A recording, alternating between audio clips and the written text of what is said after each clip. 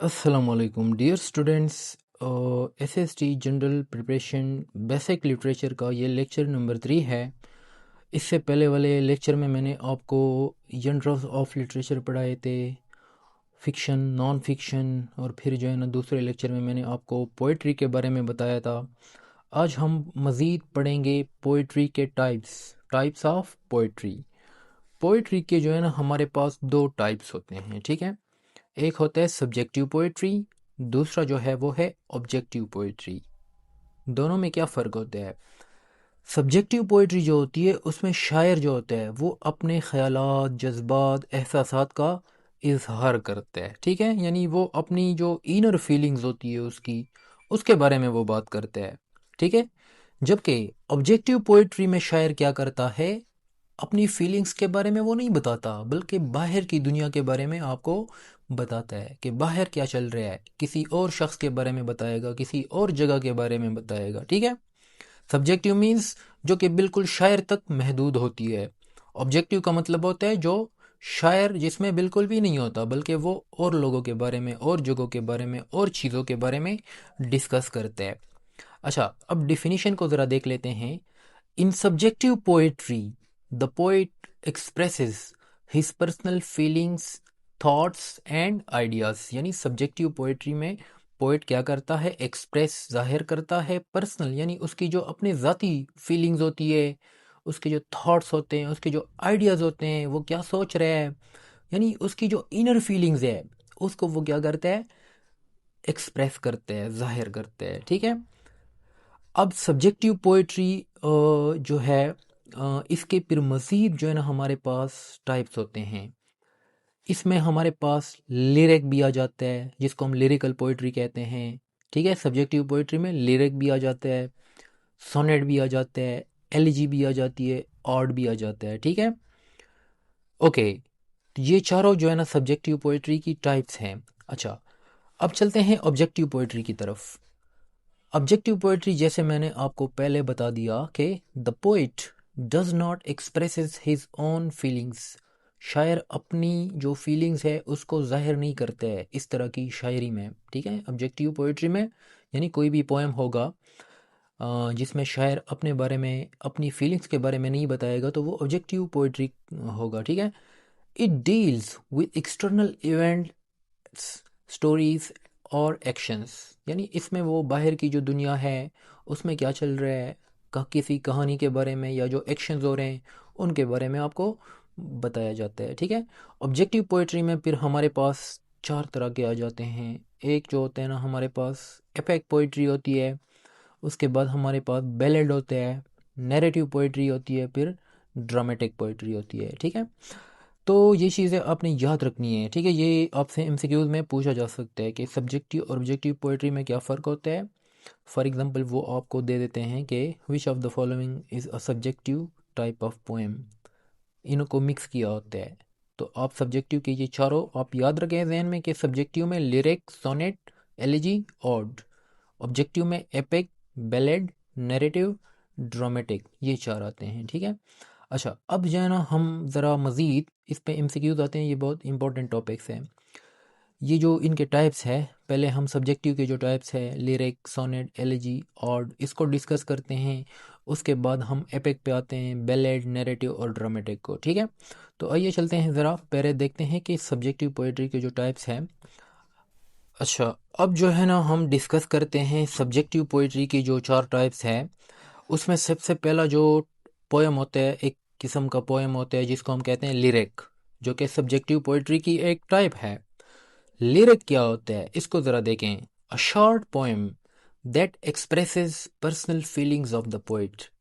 यानी लिरिक एक छोटा सा पोएम होता है जिसमें शायर अपनी क्या करता है, अपनी फीलिंग्स को का इजहार करता है। एग्जाम्पल्स, विलियम वर्ड्सवर्थ की एक पोएम है द डेफोडिल्स। उसमें वो क्या कहता है, I wondered lonely as a cloud. यानी ये अगर आप पोएम पढ़ते हैं तो ये एक लिरिक है। इसमें शायर अपने जज्बात, अपने एहसासात का इजहार करते हैं, ठीक है। ओके, सोनेट पे आ जाओ। सोनेट क्या होता है, ये भी सब्जेक्टिव पोइट्री होती है। इसमें भी शायर अपनी फीलिंग्स के बारे में आपको बता रहा होता है, लेकिन फ़र्क ये होता है it is a poem of 14 lines. इसकी खासियत ये होती है कि सोनेट जो होता है वो 14 लाइनों का पोएम होता है, एक्सप्रेसिंग लव, सॉरो एट्सेट्रा, जिसमें वो अपने प्यार के बारे में बात करते हैं या फिर सेपरेशन होती है उसके बारे में बात करते हैं, ठीक है, अफसरदगी वगैरह, यानी अपनी जो सॉरोज होते हैं उनको वो बयान करते हैं, ठीक है। मोस्ट कॉमनली जो फेमस सोनेट्स है वो शेक्सपियर ने लिखे हैं इंग्लिश लिटरेचर में, जिसको हम कहते हैं शेक्सपियर सोनेट्स, ठीक है। तो शेक्सपियर जो है ना अपने सोनेट्स में लव के बारे में, टाइम के बारे में, और यानी उसकी जो सॉरोज होती हैं, दो उसने जो है ना सोनेट्स लिखे थे काफ़ी ज़्यादा। एक जो उसने डार्क लेडी के नाम पे लिखे थे, दूसरी जो है ना उसने कुछ पोएम सोनेट्स लिखे थे फेयर यूथ के बारे में, ठीक है। तो बस आपको सिर्फ इतना याद होना चाहिए कि सोनेट होता क्या है, और आप एग्जांपल दे सकते हैं कि शेक्सपियर जो है ना उसने सोनेट्स लिखे थे, ठीक है। ज़्यादा डीपली जाने पे ज़रूरत नहीं है क्योंकि इसके अंदर और भी बहुत सारी चीज़ें हैं, लेकिन फिर जो है ना आप एसएसटी जनरल के लिए चूँकि आपने पढ़ना है, कोई इंग्लिश लेक्चरर की हम तैयारी नहीं कर रहे हैं, तो हम ऊपर ऊपर से पढ़ेंगे, ठीक है। जो एमसीक्यूज़ भी थोड़ा सा हम जाएंगे भी जहाँ पे हमें समझ आएगी कि यहाँ पे हमने क्या करना है, इसमें थोड़ा डीपली जाना है, फिर वहाँ पे हम कोशिश करेंगे कि उसको डिस्कस करेंगे जहाँ पे एमसीक्यूज़ बन सकते हैं। अब यहाँ पे सोनेट एक ऐसा टॉपिक है कि इसको अगर आप एक्सपेंड करते हो तो इस पे बहुत सारे सवाल बन सकते हैं, लेकिन वो फिर आप इंग्लिश लेक्चरर की उसमें आ जाते हैं, ठीक है। अच्छा, उसके बाद आ जाओ एलिजी पे। एलिजी ये तीसरी टाइप है सब्जेक्टिव पोइट्री का। ये भी एक किस्म का पोएम होता है, लेकिन ये एक ऐसा पोएम होता है ना जो किसी की मौत पे लिखा गया हो, ठीक है। इसमें किसी की मौत के बारे में, यानी मौत की बातें होती है, जिसमें आप फॉर एग्जांपल ये कह सकते हो कि a poem written on the death of someone. ये एक ऐसा पोएम होता है जो लिखा गया होता है किसी की डेथ के ऊपर, ठीक है। अच्छा, एलजी की अगर हम एग्ज़ाम्पल को देख लेते हैं, एक तो आपसे ये पूछा जा सकता है फॉर एग्ज़ाम्पल एमसीक्यूज़ में कि a poem that is written on the death of someone, या स्टेटमेंट वो तब्दील भी कर सकते हैं ना, ठीक है। तो यानी डेथ के बारे में जब जो पोएम लिखी जाती है, अपनी ये बात जहन में याद रखनी है, उस पोएम को हम क्या कहते हैं, एलिजी कहते हैं। दूसरा पॉइंट आपने ये याद रखना है कि ये एक सब्जेक्टिव पोइट्री का एक टाइप है, ठीक है, जिसमें शायर अपनी पर्सनल फीलिंग्स का इजहार करता है, ठीक है। तो एलिजी की अगर हम एक एग्जांपल देखते हैं तो हमारे पास एक पोइट है जिसका नाम है थॉमस ग्रे। थॉमस ग्रे ने एक पोएम लिखी है, elegy written in a country church yard. ये उस एलिजी या कह सकते हो कि उस पोएम का नाम है, ठीक है, elegy written in a country church yard. ये जो थॉमस ग्रे होता है, ये एक दिन विलेज में किसी कब्रिस्तान जो होता है उसके पास से गुज़र रहा होता है। तब जो है ना इसकी सेटिंग जो है वो आप कह सकते हो कि चर्च यार्ड है ना, कब्रिस्तान के पास वो गुज़र रहा होता है। फिर वहाँ पे जो कब्रों को वो देखते हैं तो उससे जो है ना याद आ जाता है ना कि चाहे आप कितने भी अजीम बंदे हों, लेकिन आपकी जो असल मंजिल है ना, आखिरी स्टॉप है, वो आपका क्या है, डेथ है, ठीक है। उसने एक बहुत अच्छी लाइन लिखी है इस एलिजी के अंदर, elegy written in a country church yard के अंदर। वो कहता है कि the paths of glory lead but to the grave, the paths of glory lead but to the grave. अब इसका मतलब क्या होता है, मैं ज़रा आपको समझाता हूँ। इसका मतलब होता है नो मैटर हाउ फेमस और ग्रेट अ पर्सन इज़, यानी कि एक शख्स कितना अजीम या मशहूर है ये मैटर नहीं करता, इससे कोई फ़र्क नहीं पड़ता। एवरी वन मस्ट डाई, हर किसी ने क्या करना है, मरना है, यानी मरना सब ने है, चाहे आप कोई भी बंदे हो, ये मैटर नहीं करता है। आखिरी जो मंजिल है वो आपकी क्या है, डेथ है, ठीक है। तो ये एक एग्जांपल हो गई एलिजी की। अच्छा, इसके बाद हम चलते हैं, ज़रा देखते हैं जो फोर्थ टाइप है सब्जेक्टिव पोइट्री का, वो है एलिजी, सॉरी वो है ऑड, ठीक है। ऑड क्या होता है, इट इज़ अ पोएम, ठीक है, ये भी एक पोएम होता है, इन विच द पोइट प्रेजेस, जिसमें शायर तारीफ़ करता है, अ पर्सन किसी शख्स की, प्लेस किसी जगह की तारीफ़ करता है, ऑब्जेक्ट किसी चीज़ की तारीफ़ करता है, नेचर या फिर वो कुदरत की तारीफ़ करता है, ठीक है, एट्सेट्रा। ठीक है। तो ऑड जो होते हैं ना, ऑड, ठीक है, ये एक ऐसा पोएम होता है जिसमें शायर तारीफ़ करता है किसी शख्स की, जगह की, चीज़ की, कुदरत की, एट्सेट्रा, ठीक है। एग्ज़ाम्पल में हमारे पास मौजूद हैं, हमारे पास एक फेमस ऑड है इंग्लिश लिटरेचर में जिसका नाम है ओड टू नाइटिंगेल, ठीक है। ओड टू नाइटिंगेल जो कि जॉन कीट्स ने लिखा है, ठीक है, जिसमें वो क्या करता है, एक बर्ड को प्रेज़ करता है। ये नाइटिंगेल एक किस्म का बर्ड होता है, इसकी वो क्या करता है, तारीफ़ करता है, ठीक है। अब इस पे हम नहीं जाते कि वो क्यों करता है, बस सिर्फ आपने ये एग्ज़ाम्पल याद रखनी है, ठीक है, कि ओड टू नाइटिंगेल जो है ना, ये किसने लिखा है, जॉन कीट्स ने लिखा है।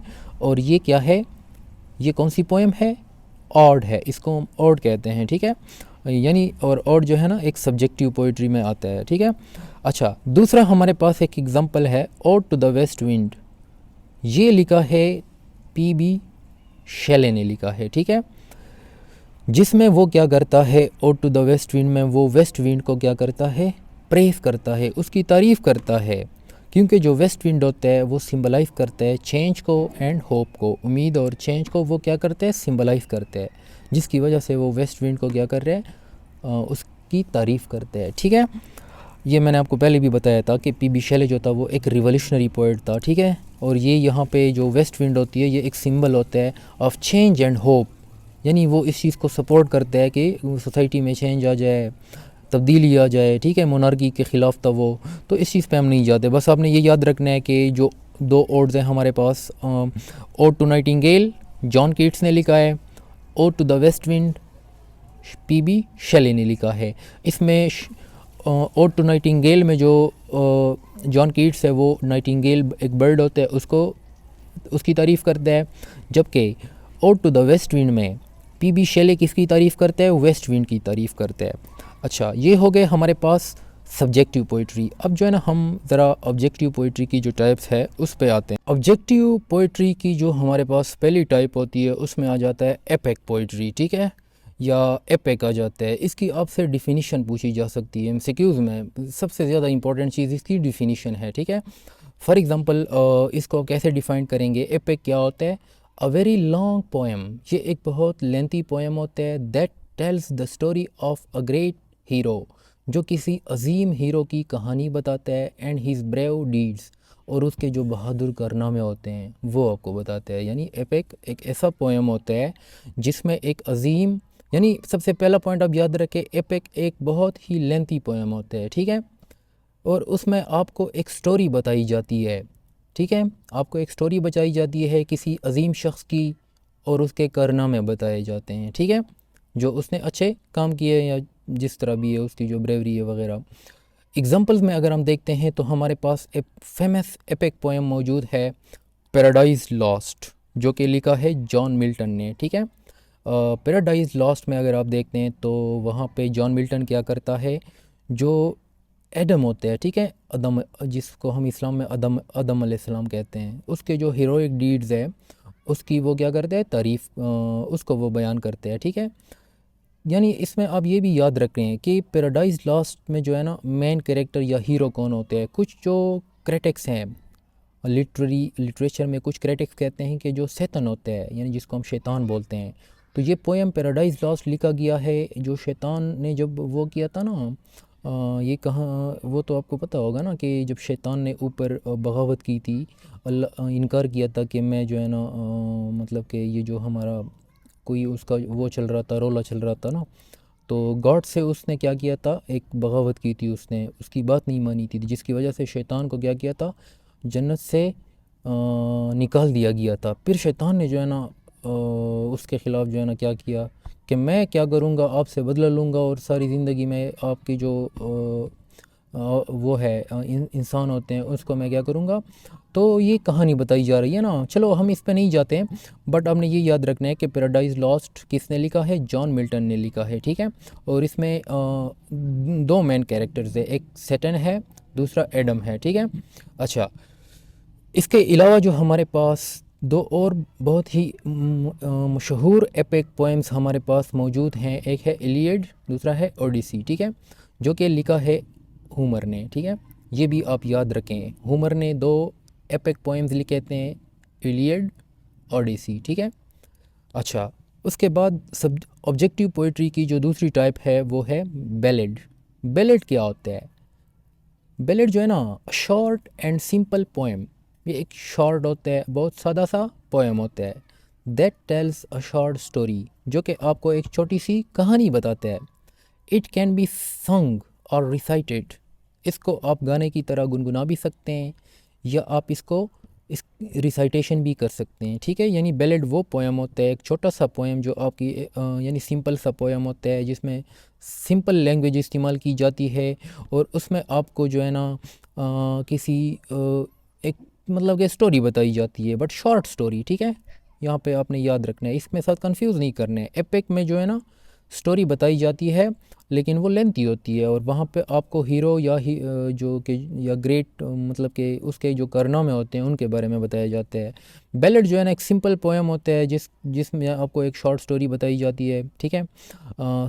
इसके अलावा इट कैन बी संग और रिसाइटेड, यानी इसको आप गाने की तरह गा भी सकते हैं या फिर आप इसको रिसाइट भी कर सकते हैं। हमारे पास एग्जांपल मौजूद हैं एक इंग्लिश लिटरेचर में। एक हमारे पास एपिक है the rhyme of the ancient Mariner, ठीक है, जो कि लिखा है किस पोइट ने? एस.टी. कॉलरेज ने लिखा है, ठीक है। ये एक बैलेड है, the rhyme of the ancient Mariner, ठीक है। By the way I am not sure about this one कि ये बैलेड है या नहीं है। मैं इसको ज़रा कंफर्म करके जो है ना फिर आपको व्हाट्सएप ग्रुप में बता दूंगा, बट स्टिल आप कोशिश करें कि इस पॉइंट को जहन में याद रखें, ठीक है, क्योंकि इसके बारे में मैं श्योर नहीं हूँ अभी तक, ठीक है। अच्छा, क्योंकि ये कभी कभार नरेट ये एक क्योंकि ये जो the rhyme of the ancient mariner है ना, ये एक लेंथी पोएम है, ठीक है। और लेंथी पोएम के बारे में अभी जब हम पढ़ेंगे ना तो आप इसमें थोड़ी आपको कन्फ्यूजन होगी कि नैरेटिव पोइट्री जो होती है और बैलेड जो होता है फिर इनमें फ़र्क क्या होता है, ठीक है। तो बैलेड मैंने आपको बता दिया कि एक शॉर्ट स्टोरी होती है जिसमें आपको किसी यानी स्टोरी बताई जाती है, ठीक है। ये शॉर्ट पोएम होता है जिसमें आपको शॉर्ट स्टोरी बताई जाती है। अब आते हैं तीसरी टाइप की तरफ, जो कि हमारे पास है नैरेटिव पोइट्री, या जिसको हम कहते हैं नैरेटिव। अब नैरेटिव पोइट्री जो होती है ये एक किस्म की कहानी होती है। असल में क्या होता है, कहानी होती है, बहुत लेंथी कहानी होती है। जिस तरह कहानियाँ होती है ना, उसमें किरदार होते हैं, वो बोलते हैं, बात करते हैं, एक्शंस होते हैं, सब कुछ होता है, ठीक है। लेकिन उसकी जो स्टाइल होता है लिखने का, वो पोइट्री की शक्ल में लिखा गया होता है, यानी वर्स वर्स में लिखा गया होता है, स्टेंसस में लिखा गया होता है, ठीक है। तो नैरेटिव जो है ना, इसकी डेफिनेशन को अगर आप देखते हैं, अ पोएम, ये एक ऐसा पोएम होता है that tells a complete story, जो कि आपको एक मुकम्मल कहानी बताता है। जबकि बैलेड जो था, शॉर्ट स्टोरी, यानी कोई भी शॉर्ट स्टोरी, ठीक है, ये आपने याद रखना है। नैरेटिव में आपको कंप्लीट कहानी बताई जाती है और नैरेटिव के अंदर आप देखेंगे कि उसके अंदर प्रॉपर कैरेक्टर्स होते हैं और वहाँ पे एक्शंस होते हैं, ठीक है, उनके बारे में। यानी बिल्कुल आपको लगेगा नहीं कि ये तो स्टोरी है, आपको ऐसे लगेगा ये कोई कहानी चल रही है, लेकिन वो होता क्या है, पोएम होता है, पोइट्री की शक्ल में होती है, ठीक है। इसलिए हम उसको कहते हैं नैरेटिव पोइट्री, ठीक है। अच्छा, एग्जांपल में हमारे पास मौजूद हैं the Canterbury tales. The Canterbury tales जो है ना एक फेमस नैरेटिव पोएम है जो कि लिखा है जॉफ्री चौसर ने, ठीक है। जॉफ्री चौसर ने लिखा है इसको।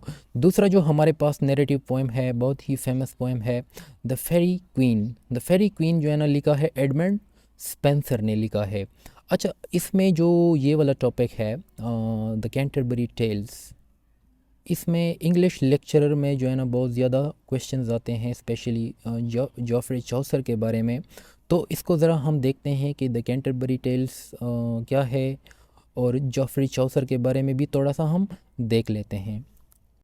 अगर आप इंग्लिश लेक्चरर के पास्ट पेपर उठा लेते हैं, चूँकि इंग्लिश लिटरेचर का सब्जेक्ट है, तो ये एक मतलब कि ऐसे समझो कि उन इस टॉपिक पे जो है ना वो सवाल पूछ सकते हैं आपसे कि जॉफ्रे चौसर जो है उसके बारे में कुछ चीज़ों का आपको पता होना चाहिए। सबसे पहला पॉइंट आप याद रखें कि he is known as the father of English poetry, यानी इंग्लिश पोइट्री का जो फादर है वो कौन है? जॉफ्रे चौसर है, ठीक है, चौसर।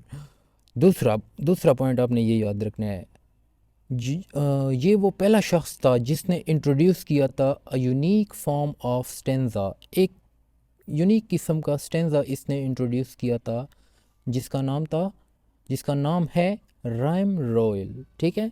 राइम रॉयल जो होते हैं ये एक स्टैंजा होते हैं जिसके 7 लाइन्स होते हैं, और जो कि किसने इंट्रोड्यूस किया था? जॉफ्रे छासर ने, ठीक है।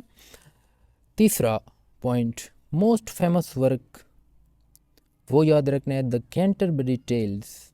ये जो है ना इसका सबसे फेमस लिटरेरी वर्क है, जो कि एक पोएम है, ठीक है, नरेटिव पोएम है। चौथा पॉइंट आपने याद रखना है कि जॉफ्री चौसर को हम the morning star of English poetry भी कहते हैं, ठीक है, the father of English poetry और the morning star of English poetry. For example MCQs में आ जाता है, who is known as the morning star of English poetry, ठीक है। तो जहाँ पे आपको नज़र आ जाए आप डायरेक्टली चौसर पे टिक लगाएं, ठीक है। इसके बाद जो हमारे पास है वो है इस पोइट की जो हमारे पास वो है एक फेमस वर्क है द कैंटरबरी टेल्स। इसके बारे में भी थोड़ा सा हम इसको टच करेंगे, ज़्यादा नहीं, डिटेल के साथ नहीं जाएंगे, बस थोड़ा सा हम टच करेंगे क्योंकि इसमें से एमसीक्यूज आते हैं, ठीक है। हमने प्रिपरेशन करनी है, चाहे एसएसटी जनरल में क्वेश्चन आ जाते हैं या नहीं आ जाते हैं, बट हमने प्रिपेयर करना है क्योंकि एसएसटी जनरल जो है उसमें मेजर पोर्शन इंग्लिश का होता है और वहाँ से एमसीक्यूज पास पेपर में उठाए गए हैं लिटरेचर से, तो हो सकता है कि यहाँ से भी उठा लें, ठीक है। तो मतलब कि एक किस्म का वो जो होता है ना, आपकी तैयारी जो है ना हर एंगल से होनी चाहिए, ठीक है। तो इसलिए आप इसकी तैयारी भी साथ में करें, अभी टाइम है तो इसमें कोई प्रॉब्लम नहीं होनी चाहिए। साथ में आप एफएससी का कोर्स भी करते जाएं, ठीक है। अच्छा, जल्दी से अब जो है ना थोड़ा सा रिवाइज़ करते हैं कि हमने क्या क्या पढ़ा है। हमने पढ़ा है आज जो है ना हमने पोइट्री के 2 टाइप्स पढ़ी है, objective poetry and subjective poetry. Objective poetry में हमारे पास 4 तरह के होते हैं, उसकी 4 टाइप्स होती हैं, एपिक, बैलेड, नैरेटिव, ये तीनों हमने कवर किए हैं। एक ड्रामेटिक पोइट्री रहता है, उसको हम कवर करेंगे। द कैंटरबरी टेल्स को जब हम डिस्कवर करेंगे, डिस्कस करेंगे, इसको जब हम ये नैरेटिव पोइट्री को हम डिस्कस कर रहे थे ना, तो नैरेटिव पोइट्री में ये आता है द कैंटरबरी टेल्स, ठीक है। तो अभी तक हम नैरेटिव पोइट्री को डिस्कस कर रहे हैं, इसके बारे में थोड़ा सा डिस्कस करेंगे, फिर हम जो है ना उसके बाद ड्रामेटिक पोइट्री को डिस्कस करेंगे। इसके अलावा जो सब्जेक्टिव पोइट्री हमने आज पढ़ी थी, लिरिक हमने पढ़ा, सोनेट के बारे में पढ़ा, एलिजिक के बारे में पढ़ा और ओड के बारे में पढ़ा। तो इनकी डिफिनीशंस और एक एक एग्ज़ाम्पल, और जो एग्ज़ाम्पल में आपने पोइट का नाम याद रखना है, ये चीज़ें आप अपने साथ नोट करें और उसको याद करें।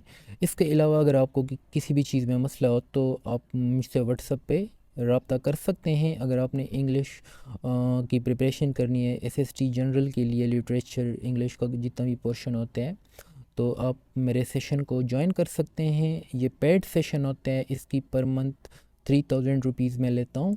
तो कोई भी इंटरेस्टेड हो तो वो डायरेक्टली मेरे साथ व्हाट्सएप पे रब्ता कर सकते।